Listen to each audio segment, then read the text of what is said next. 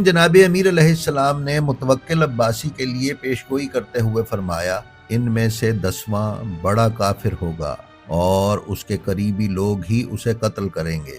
ناظرین، متوکل آل محمد صلی اللہ علیہ وآلہ وسلم سے انتہائی بغض رکھتا تھا اور اسی دشمنی کی بنا پر اسے کافر کہا گیا ہے۔ اولاد علی اور ان کے دوستوں کو یہ زندہ نہ چھوڑتا تھا، یہاں تک کہ اس نے کربلائے معلیٰ میں امام حسین علیہ السلام کی قبر اطہر کو نہ صرف مسمار کروایا بلکہ اس پر ہل چلوا کر زراعت بھی شروع کروا دی۔ زائرین امام حسین کو قتل کرنا اور ان کے ہاتھ پاؤں کاٹ دینا اس دور میں ایک معمولی بات تھی۔ اسی طرح جناب امیر علیہ السلام نے معتمد عباسی کے بارے میں فرمایا، ان میں سے 15ویں کو الجھنوں سے واسطہ زیادہ ہوگا اور مالی استطاعت کم ہوگی۔ ناظرین، ابن اسیر نے تحریر کیا ہے کہ معتمد اپنے دور خلافت میں حاکم کی بجائے محکوم تھا۔